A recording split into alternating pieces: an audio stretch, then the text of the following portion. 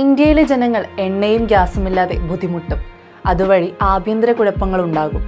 അങ്ങനെ മോദി സർക്കാരിനെതിരെ ഒരു വൻ പ്രക്ഷോഭം ഉണ്ടാക്കാം എന്നൊക്കെ കണക്കുകൂട്ടി നിരന്തരം പ്രസ്താവനകൾ ഇറക്കിയിരുന്നു രാഹുൽ ഗാന്ധിയും ഇടതുപക്ഷവും മറ്റു പ്രതിപക്ഷ പാർട്ടികളും. പശ്ചിമേഷ്യൻ സംഘർഷവും ഹോർമൂസ് കടലിടുക്ക് ഉപരോധവും കൊണ്ട് ലോകം ബുദ്ധിമുട്ടുമ്പോൾ ഇന്ത്യയും അതിന്റെ പ്രശ്നങ്ങൾ നേരിടുന്ന സാഹചര്യത്തിലായിരുന്നു ഈ പ്രസ്താവനകൾ അത്രയും. ഒരുത്തന് ഒരു അപകടം പറ്റുമ്പോഴാണോടാ ഈ ചെറ്റവർത്തമാനം എന്ന് പണ്ടൊരു മലയാള സിനിമയിൽ ചോദിച്ചതുപോലെ രാജ്യം പ്രതിസന്ധിയിലായപ്പോഴായിരുന്നു പ്രതിപക്ഷത്തിന്റെ ഈ പരാക്രമം.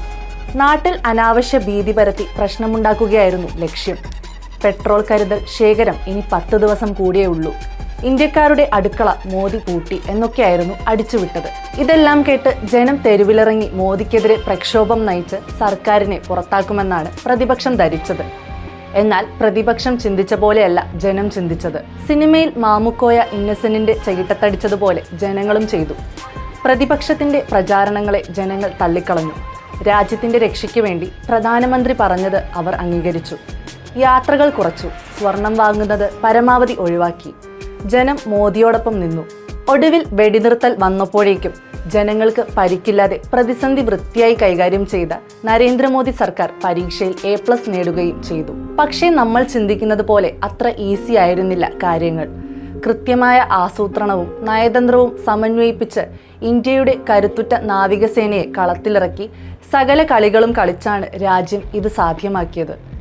പ്രതിസന്ധി ആരംഭിച്ച ഉടൻ തന്നെ ഇന്ത്യയുടെ എണ്ണ ഇറക്കുമതി സ്രോതസ്സുകൾ വൈവിധ്യവൽക്കരിക്കാൻ ഗവൺമെന്റ് അടിയന്തര നടപടികൾ സ്വീകരിച്ചു. മുൻകാലങ്ങളിൽ ചുരുക്കം ചില രാജ്യങ്ങളെ മാത്രം ആശ്രയിച്ചിരുന്ന സ്ഥാനത്ത് ഇറക്കുമതി 41 രാജ്യങ്ങളിലേക്ക് വ്യാപിപ്പിച്ച് ഗൾഫ് മേഖലയോടുള്ള അമിത ആശ്രിതത്വം കുറയ്ക്കാൻ ഇന്ത്യക്ക് സാധിച്ചിരുന്നു. മോദി എന്തിനാണ് ഈ രാജ്യം ചുറ്റി നടക്കുന്നതെന്ന ചോദ്യത്തിന്റെ ഉത്തരമാണത്. ഒരു ബാരല്ലെങ്കിൽ ഒരു ബാരൽ, അത് കിട്ടുന്നിടത്തു നിന്ന് പോലും വാങ്ങുക എന്ന തന്ത്രമായിരുന്നു ഈ ചെറിയ രാജ്യങ്ങളുമായുള്ള സൗഹൃദത്തിന്റെ മറുവശം.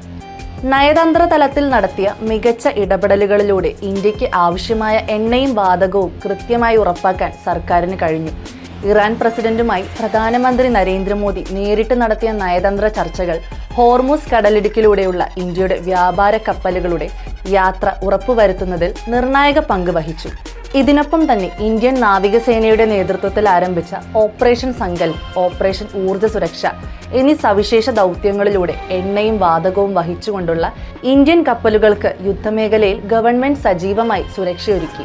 ആഗോള വിപണിയിൽ അസംസ്കൃത എണ്ണവില വലിയ തോതിൽ വർദ്ധിച്ചപ്പോഴും അതിന്റെ ഭാരം സാധാരണക്കാരിൽ എത്താതിരിക്കാൻ കേന്ദ്ര സർക്കാർ പെട്രോളിനും ഡീസലിനും ലിറ്ററിന് 10 രൂപ വീതം എക്സൈസ് തീരുവ കുറച്ചു.